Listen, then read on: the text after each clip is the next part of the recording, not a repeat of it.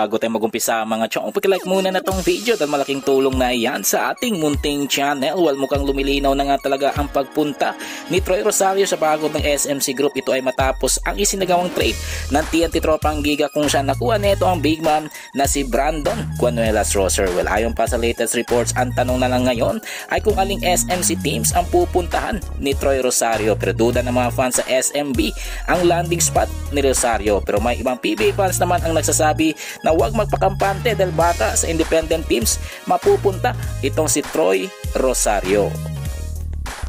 Ibang balita, punta naman sa big man ng Converge Fiber Xers na si Justin Arana na mukhang malabo mapunta sa bakod ng SMC Group. Well, ayon pa sa mga insiders na nanatili pa rin ang lamat sa pagitan ng Converge Fiber Xers at SMC Group, kaya naman malabo pa sa sabaw na pusit na mapupunta ang nasabing big man sa kabilang kampo. Pero para naman sa mga PBA fans, dapat paliga ni Boss Al Francis Chua ang dapat ipangalan sa PBA dahil swapang at karapalan masyado pagdating sa mga star players. Well, panghuli sa ating balita mga chong, patungkol naman sa rookie big man ng ROS na si Kit Dato na pilay na naman ulit matapos tamaan ng injury sa laban kontra Barangay Nebra kung saan nanaig ang Gin Kings. Well, ayon pa sa report, nagkaroon ng MCL grade 2 injury ito si Kit Dato at hindi pa sigurado kung makakabalik pa ito ngayong Commissioner's Cup o tuluyang mawawala tulad ng dati. Pero para naman sa mga fans, mukhang kinarma itong si Coach Engel dahil sa pagmumura neto sa mga referees. Well mga chong, nandito na lang ang ating balitang PBA at syempre huwag kalimutan mag-subscribe at i-like itong video